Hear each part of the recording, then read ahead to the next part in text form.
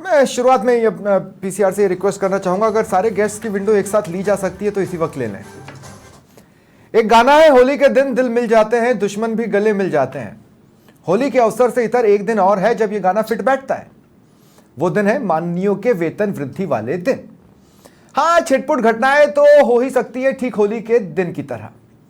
नमस्कार, वक्त है प्रश्नकाल का। आपके साथ मैं हूं स्वप्निल। राजस्थान के माननीयों यानी विधायकों की सैलरी, वेतन, तनख्वाह, पगार बढ़ने वाली है। पहले सिर्फ इतना था, अब प्रस्ताव में भत्ता भी जोड़ दिया गया है। तो किसी न किसी राज्य में ये हर साल रहा है। हाल ही में कर्नाटक में हुआ, बीजेपी ने कहा हमें नहीं चाहिए, पर फिर केंद्र में एक आदेश से एमपी का बढ़ा। दिल्ली में भी तैयारी है, राजस्थान में भी तो बारी है। बस इतना जानना है कि सरकारी खजाने का रोना रोने वालों के पास पैसे हैं क्या, और इनका बढ़ाना रोज जंग लड़ रही जमात को कैसा लगता है। आज इसी पर चर्चा करेंगे। मेरे साथ जो गेस्ट हैं आपकी टीवी स्क्रीन पर हैं, जयपाल सिंह मांडोता जी बीजेपी प्रवक्ता है, करणवीर सिंह राजपुरा कांग्रेस प्रवक्ता है, और हनुमान किसान है, अध्यक्ष है बेरोजगार यूनियन के। और कुछ ही देर में राजनीतिक विश्लेषक भी मेरे साथ जुड़ेंगे। आप सभी का स्वागत है समाचार प्लस पर। जयपाल सिंह मांडोता जी, आपसे शुरुआत कर रहा हूं मैं। क्या यह स्वीकारोक्ति है सरकारों के एंड से कि हाँ साहब महंगाई तो बढ़ी है? नहीं स्वप्निल भाई, जो राजस्थान में जो वृद्धि की जा रही है, ये केवल जो बेसिक सैलरी है उसमें मात्र 10%, और जो लास्ट जो इंक्रीज हुआ था वो गहलोत साहब के टेन्योर के समय हुआ, वो 4-5 साल पहले हुआ, 25,000 से 40,000 किया। तो अब 5 साल बाद में हम इसको एनालिसिस करें तो राजस्थान में मात्र 10%, वो भी बेसिक सैलरी में, मतलब 4,000 रुपए, तो 4,000 से 44,000 रुपया हो रहा है। नहीं, लेकिन जयपाल भाई थोड़ा सा मैं करेक्शन कर दूं कि पहले तो प्रस्ताव यही भेजा गया था, लेकिन अब प्रस्ताव को फिर से थोड़ा सा चेंज किया गया और उसमें भत्ते भी जोड़ दिए गए। मतलब अब बढ़ोतरी भत्तों में भी होनी है। यदि मान लीजिए 10% भत्तों में भी कर दी जाए तो नॉर्मली हम यदि टेंटेटिव माने तो आज के समय में जो महंगाई है, आज जो मतलब मंथली रेंट है वो भी 1 साल बाद में, 11 महीने बाद में 10% बढ़ जाता है। तो इस हिसाब से फिर भी यदि देखें कि आप अभी कर्नाटका का नाम ले रहे हैं, कर्नाटका में तो कहा गया है कि उनका सिंगापुर के प्रधानमंत्री के बराबर होगी, यानी डबल बढ़ाई है। तो राजस्थान में ये जो इंक्रीज हुआ है, मैं समझता हूँ एक लंबे टेन्योर के बाद में जरूरत महसूस की जा रही थी। और माननीय मुख्यमंत्री नहीं, पर दादा मैं एक बात बताऊं आपको, गहलोत साहब भी ये बोल के गए कि विकास की गंगा बह गई। भजन लाल जी भी यही बोल रहे हैं कि विकास की गंगा बह रही है। मोदी सरकार तो कह ही रही है कि भाई अच्छे दिन है। तो फिर मतलब जब महंगाई बढ़ी नहीं, चाय 2.5 रुपए से 10 रुपए की हुई नहीं, कॉफी अगर 20 रुपए की नहीं हुई है, तो फिर जरूरत कहां पड़ रही है? नहीं, देखिए 4 साल में बहुत सारी ये सारी चीजें चेंज हुई है। और यदि हम समझे कि पर एनम के हिसाब से भी माने, पर ईयर के हिसाब से भी माने, तो भी राजस्थान में ऐसा नहीं हुआ है। जो इंक्रीज दूसरे स्टेट की यदि कंपेयर करें, तेलंगाना की कंपेयर करें तो 2.5 लाख है, एमपी की कंपेयर करें 2,10,000 है। अच्छा, तो ये बेसिकली ये आप लोग ये कर रहे हैं कि जो दूसरे राज्यों में विधायकों को मिल रहा है हम उसके आसपास क्यों नहीं है, इसलिए करो। नहीं, मेरा लॉजिक ये नहीं है। अब भी यदि ये इंक्रीज भी करते हैं तो उसके आसपास भी राजस्थान में नहीं जा रही है। यदि 10% सर आप ही तो बोल रहे थे ना अभी बजट के वक्त भी, तो आपने बताया कि गहलोत सरकार खजाना खाली करके गई है, तो थोड़े दिन माननीय और सह लेते तो क्या बुरा था? देखिए 1,10,000 रुपए हो रही है, यदि 10% टोटल पे भी इंक्रीज कर रहे हैं तो कितना इंक्रीज होगा? इस हिसाब से ये नहीं कर रहे हैं कि डबल कर रहे हैं, जैसा कर्नाटका ने किया कि पूरा का पूरा डबल कर दिया, सिंगापुर के प्रधानमंत्री के बराबर कर दिया। इसलिए 4 साल या 5 साल बाद में यदि 10% इंक्रीज दिया जा रहा है, जयपाल भाई, तो आप विधायक काम करते हैं। जयपाल भाई, कर्नाटक में बीजेपी ने कहा हमें नहीं चाहिए, पर उन्होंने लौटाया नहीं। दिल्ली में बीजेपी खुद करने वाली है। अच्छा, दिल्ली में तो कांग्रेस से ज्यादा है ना विधायकों की सैलरी, पर दिल्ली में फिर भी करने वाली है। और एमपीस का तो एक ऑर्डर में ही हो गया। तो ऐसा नहीं है कि बीजेपी को मजा नहीं आ रहा सैलरी बढ़ाने में माननीयों की, आ तो रहा है साहब। देखिए स्वप्निल भाई, इसमें सीधा सा लॉजिक मेरा ये कहना है कि कहीं भी बढ़ाएं वहां उसका बैलेंस होना चाहिए। ये नहीं है कि जस्ट डबल कर दो। अब राजस्थान में आप देख लीजिए, पूरे प्रस्ताव को देख लीजिए, कहीं भी ऐसी संभावना नहीं है, ऐसा होना भी नहीं है। इसलिए स्टेट की जो इकोनॉमिक जो सिचुएशन है उसका भी ध्यान रखते हुए मेरा ये इंटेंशन है कि कभी भी इसको डबल करने का तो कोई इरादा ही नहीं है। कहीं भी 10% इंक्रीज दिया जा रहा है, तो मैं नहीं समझता हूँ कि उस पर कोई सवाल उठना चाहिए। मुझे तो ये लगता है कि राजनीतिक दलों के प्रवक्ताओं को भी अपनी पार्टियों को कहना चाहिए कि भाई हमारी भी तो कोई सैलरी बनाओ। मतलब हम अपना पेट्रोल जला के स्टूडियो तक जाते हैं, हम अपना इंटरनेट खर्च करके, क्यों नहीं बोलते हैं प्रवक्ता? फिर बोले ना, तो फिर सब माननीयों की सारी कैटेगरी को कुछ ना कुछ मिले। करणवीर सिंह राजपुरा जी को भी ये बात सुनकर बड़ा मजा आया, इसमें कोई दो राय नहीं है। लेकिन करणवीर भाई ये सारा मजा अपनों तक ही सीमित रखते हो आप लोग। पता है, जैसे कर्नाटक में खूब मजे उड़ाए आपने, वो भी कैसी कंडीशन में जब पीएफ का पैसा जो सरकार जोड़ती है वो जोड़ने के पैसे नहीं है साहब कर्नाटक में। इसके अलावा 5 योजनाओं पर इतना खर्च कर दिया कि अन्य योजनाओं को चलाने के पैसे नहीं है साहब, सेंटर पैसे नहीं दे रहा। हाँ, विधायकों को देने के लिए पैसे बराबर हैं। तो अपने जी जो विधायकों का वेतनमान बढ़ाने की बात चल रही है, तो ये तो भारतीय जनता पार्टी को विधानसभा में लाना चाहिए था। अब ये खुद मान चुके हैं कि बहुत हुई महंगाई की मार, अब तो बढ़नी चाहिए सरकार सैलरी। आप देखिए कर्नाटक में डीजल पेट्रोल नहीं, सुन तो लीजिए स्वप्निल जी, डीजल पेट्रोल 100 के पार है। हाँ। विधायकों के क्षेत्र में घूमना पड़ता है। महंगी बिजली राजस्थान के अंदर ही सरकार दे रही है, लगातार आप देख रहे हैं। और जो दूसरे तरह के खर्चे हैं वो भी विधायकों के पार नहीं पड़ रहे, इसलिए सैलरी बढ़ानी है। पर होता ये, अगर शायद इसकी विधानसभा में चर्चा करवा ली जाती। करणवीर भाई आप जानते हैं, जब आपने सुनिए ना करणवीर भाई, जब आपने विधायकों की सैलरी बढ़ाई थी ना, तब पेट्रोल आज से महंगा था, जानते हैं आप 100 यूनिट बिजली फ्री की बात कर रहे हैं, ये 150 यूनिट बिजली फ्री की बात कर रहे हैं। सर स्वप्निल जी, अगर कांग्रेस ने माननीय विधायकों की सैलरी बढ़ाई तो कांग्रेस ने चिरंजीवी भी दी, कांग्रेस ने 2000 यूनिट किसानों को भी दी, कांग्रेस ने निःशुल्क इलाज भी दिया। और कांग्रेस ने ये कहा कि सेंटर हमें पैसा नहीं देता है, हमें अपने संसाधन जुटाने पड़ते हैं। पूरा स्वप्निल जी, कांग्रेस ने ये भी तो कहा कि हमें अपने संसाधन खुद जुटाने पड़ते हैं, सेंटर मदद नहीं करता। सामाजिक सुरक्षा के पेंशन लाभार्थियों को भी 15% इंक्रीजमेंट कांग्रेस ने ही दिया है। भारतीय जनता पार्टी को ये भी समझना चाहिए। मैं आपसे ये कहना चाहता हूं, देखिए मैं हिपोक्रेसी को थोड़ा सा यहाँ पे खत्म करना चाहता हूं। मैं ये कहना चाहता हूं कि कर्नाटक में आपने कहा कि साहब पीएफ का पैसा तक एम्प्लॉइज का जोड़ने के लिए हमारे पास पैसे नहीं है। यहां पर आप ओपीएस ला रहे थे, आपके पास भी पैसा नहीं होता, क्या होता? कुछ नहीं होता। लेकिन उस कंडीशन में भी आप सैलरी बढ़ाने को रेडी थे। मजा तो आता है ना अपनी सैलरी खुद बढ़ाने में। यहां हमारी 3 साल से नहीं बढ़ी, यहाँ किसी और की ऐसे बहुत से कुछ तो सैलरी ही नहीं है, कुछ तो सैलरी ही नहीं है। स्वप्निल जी, मैं चाहता हूँ हर राजस्थानी की आमदनी बढ़े, हर राजस्थानी की सैलरी बढ़े, हर भारतवासी की सैलरी बढ़े। क्या बात है। तो जो विभाग पे स्केल बढ़ाने के लिए कहा करते थे साहब, बढ़ा देते। उनका पे स्केल तो आपसे बढ़ता नहीं है। नहीं, पे स्केल के लिए खेमाराम चौधरी की कमेटी का गठन कांग्रेस ने किया था, आपको ध्यान होता है। अरे तो कमेटी ने, सुनिए, कमेटी ने अपना टीए भी लिया, कमेटी ने अपना डीए भी लिया, लेकिन कमेटी की वजह से जिनका पे स्केल चेंज होना था वो हुआ क्या? प्रस्ताव तैयार है, बस आने वाले समय में वही प्रस्ताव सरकार माने और उनको लागू करे। ठीक है, ठीक है। हनुमान के साथ मैं डिबेट में जोड़ रहा हूं। देखो, मुझे उन लोगों से बहुत नफरत है जब कोई आगे बढ़ता है तो उससे जलन करें।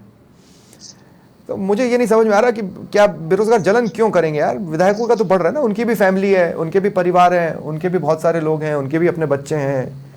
तो अगर वो सैलरी बढ़ा रहे हैं तो फिर मुझे नहीं लगता कि बेरोजगारों को बुरा मानना चाहिए या जलन करनी चाहिए।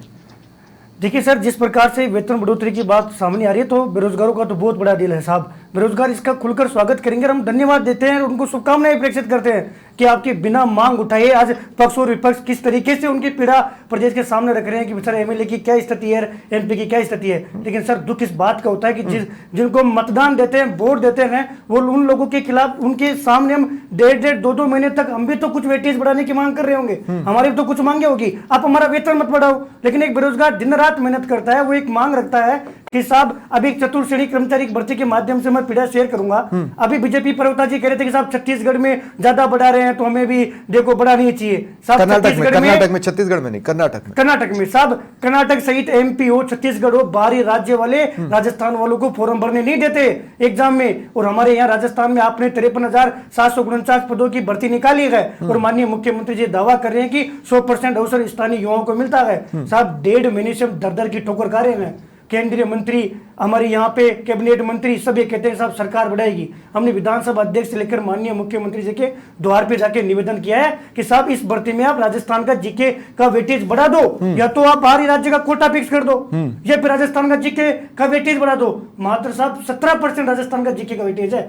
आज भर्ती से ज्यादा 5 गुना फॉर्म इसमें फिल हुए हैं और लगभग 1 लाख से ज्यादा बाहरी राज्य के युवाओं। तो इतनी बार सरकार के चेहरों से आप मिलते हो या विपक्ष के चेहरों से आप मिलते हो, सरकारी खजाने की मोटी मोटी स्थिति तो आपको भी बताने की कोशिश होती होगी ना कि भाई अभी क्या स्थिति है, अभी पैसा है या नहीं है, हम आगे आने वाले समय में किसी तरह से एडजस्ट करेंगे, हम कोशिश कर रहे हैं इन्वेस्टमेंट की, क्या क्या बोला जाता है? आपको पैसे हैं कि नहीं है? देखिए सर, एक भर्ती सेक्टर हेल्थ सुपरवाइजर की भर्ती थी जिसमें 11,200 रुपए उनको मानदेय मिलता है, जबकि उनका नियमों के अकॉर्डिंग जो मानदेय बनता है वो 16,900 रुपए बनता है। इसको लेकर हम जब पक्ष विपक्ष के द्वार पर जाते हैं तो सरकार सीधे हाथ खड़ा कर देती है कि आपको पता है 1.5 साल से सरकार के पास खजाना नहीं है, सरकार के तो हालत खराब, पर हम जनता की जो सेवा, हम तो सेवा ही कर रहे हैं, हम तो जेब से पैसे खर्च करके जनता की सेवा करते हैं। आप यहाँ पर आए और हमने आपको चाय भी पिलाई तो ये मानेगा कि विधायक जी और मंत्री जी ने जेब के पैसे से चाय पिलाई है, तो हम ये मान कर बैठ जाते हैं कि साहब साल भर बाद में, 2 साल भर बाद में सरकार की आर्थिक स्थिति ठीक होगी तब हमारे साथ न्याय होगा। लेकिन जिस प्रकार सर,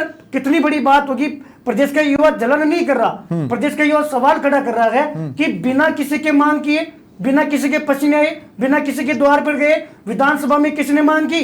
क्या किसी भी एमएलए ने अपनी पीड़ा शेयर की कि साहब मुझे मानदेय बढ़ाने की आवश्यकता है, मेरा वेतन बढ़ाओ? क्या किसी भी एमपी ने ये मांग की? बिना मांगे आम एम्प्लॉइज कैसे लाए जा रहे हैं? आम एम्प्लॉइज लाए जा रहे हैं संविदा पर। 2 मिनट हनुमान। आम एम्प्लॉइज लाए जा रहे हैं संविदा पर, आम एम्प्लॉइज लाए जा रहे हैं ठेके पर, कुछ परमानेंट नियुक्तियां भी निकली हैं। लेकिन एक इंटरेस्टिंग पॉइंट है, मैं अपने दर्शकों के साथ शेयर करना चाहता हूं। सारे गेस्ट को स्क्रीन पर रहने दें, आप आज जितना रख सकते हैं रखिए प्लीज। प्रदेश में विधायकों का जो मूल वेतन है, जैसा कि जयपाल सिंह मांडोता जी ने बताया, वो 40,000 रुपए मासिक है। 70,000 रुपए मासिक निर्वाचन क्षेत्र भत्ता है। अन्य भत्तों को अगर मैं जोड़ दूं, जैसे मकान किराया भत्ता, वो 30,000 रुपए दिया जाता है। रेल और वायुयान की यात्रा सालाना 3 लाख रुपए की सीमा तय है। और भी कई भत्ते होते हैं, टेलीफोन के भी भत्ते होते हैं। मतलब अगर सबके पास मोबाइल है साहब, तो आप ये समझो कि आजकल तो फ्री कॉलिंग है ना, 650-700 रुपए का प्लान होता होगा, लेकिन उस पर भी 2500 रुपए के आसपास मिल जाते हैं। खास बात आपको ये मैं बता दूं कि दैनिक भत्ता भी है। मतलब अगर विधानसभा का सत्र चल रहा है, किसी समिति की बैठक हो रही है, तो 2,000 रुपए प्रतिदिन की दर से और राज्य के बाहर 2500 रुपए प्रतिदिन की दर से दैनिक भत्ता, इसका भी वो हकदार होता है। यात्रा सुविधाएं तो जो हैं वो हैं ही।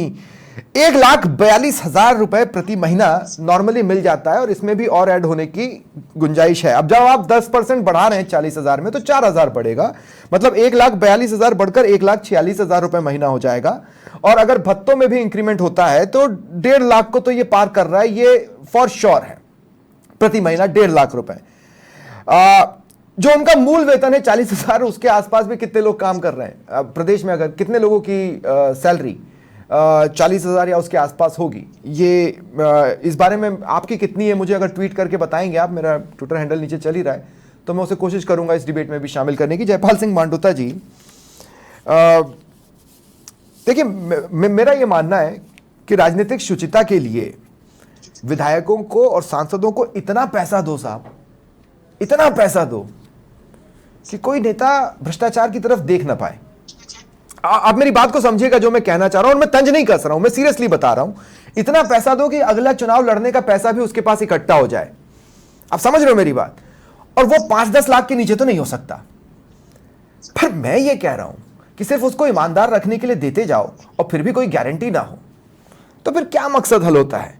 मतलब 1,42,000 मुझे ठीक लग रहा है, मुझे ठीक लग रहा है। देखिए स्वप्निल भाई, आपका जो सवाल है वो राजस्थान के प्रिपेक्स में देखें, डेमोग्राफिक रूप से देखें, राजस्थान के क्षेत्रफल के हिसाब से देखें, एक एमएलए का कंस्टिट्यूंसी एरिया को अपन देखें।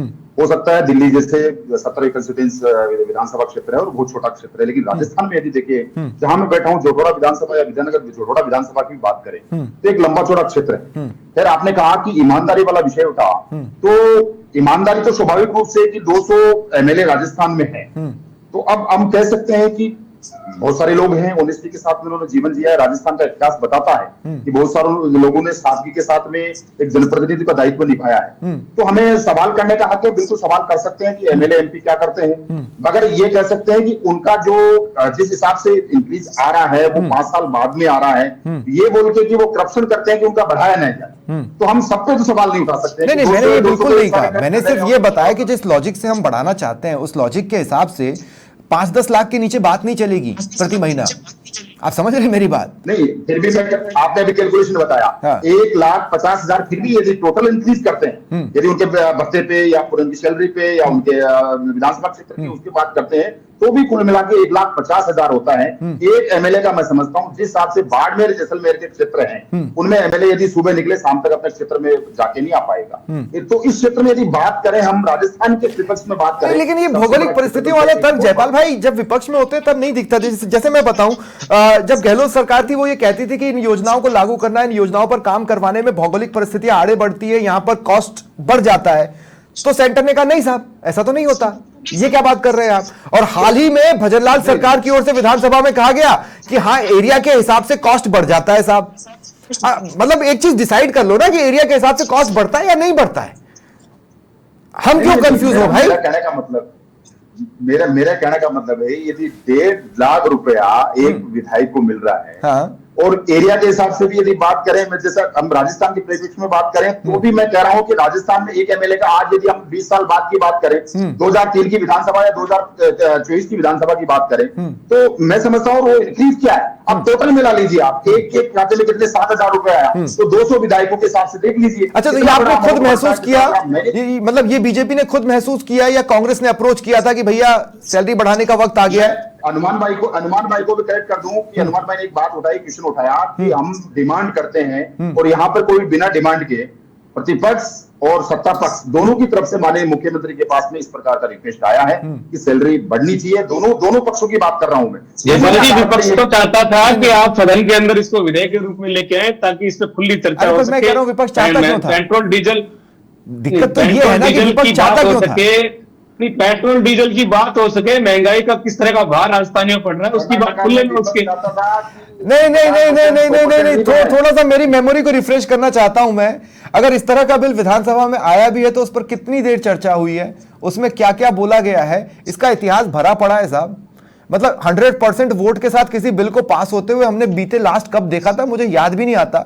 ना कोई वॉकआउट होते हैं, ना कोई नारे लगते हैं। उस समय किरोड़ीलाल मीणा का फोन टैप भी हो रहा हो तो विपक्ष को चल जाएगा।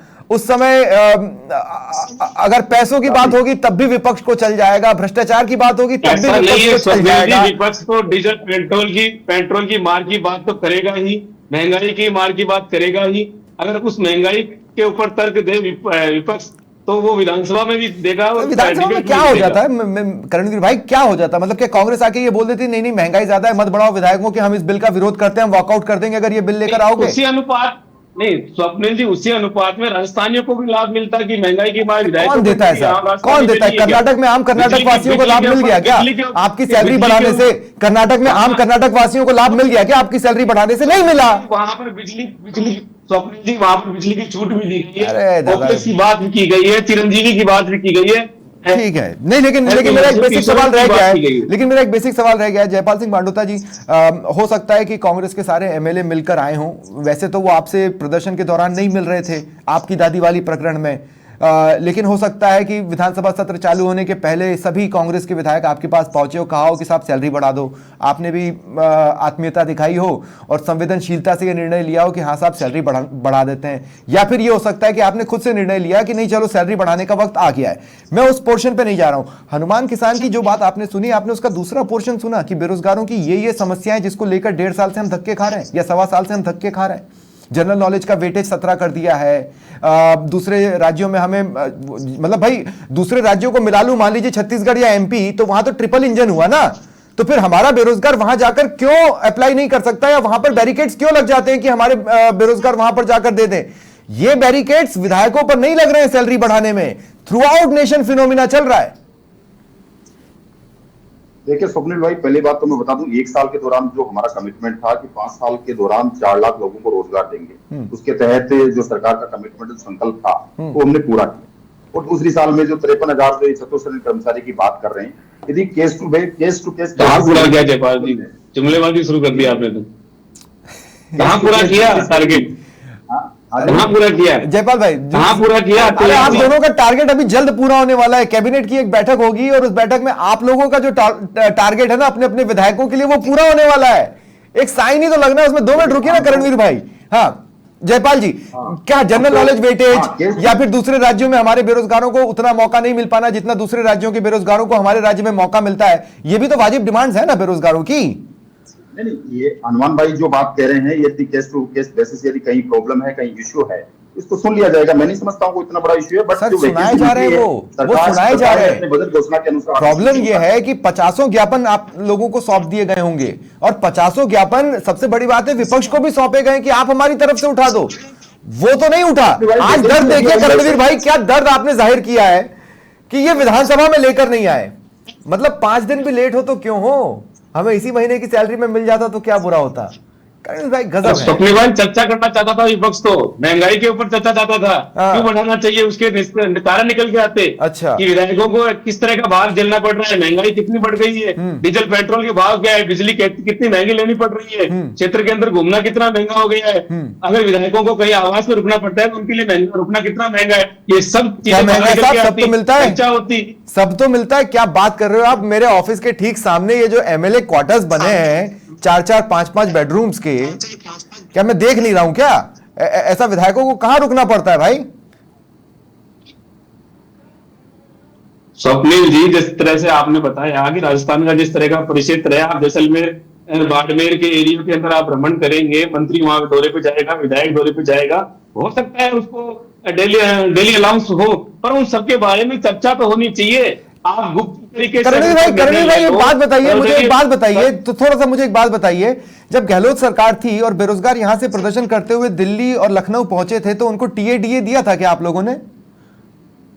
नहीं, कांग्रेस सरकार ने बेरोजगारी भत्ता दिया था ना, आप क्यों भूल जाते हैं? बताइए ना। बेरोजगारी भत्ता कहां से आ गया? मैं कह रहा हूं कि अगर यहां नहीं सुनी गई और प्रदर्शन करने को दिल्ली और लखनऊ गए तो उसका टीएडीए और उसका पेट्रोल का पैसा तो आपने नहीं दिया होगा ना, अपना पेट्रोल बराबर दिखता है आपको भाई। 15% सामाजिक सुरक्षा पेंशन बढ़ाई, उसकी बात कीजिए आप। कांग्रेस पार्टी ने बेरोजगारों को भत्ता दिया, उसकी बात कीजिए आप। ठीक है, आपके बेरोजगारी भत्ते की वजह से मैं धज्जियां उड़ा सकता हूं।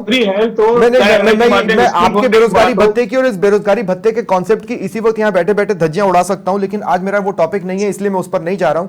हनुमान किसान, अंतिम कमेंट आपका।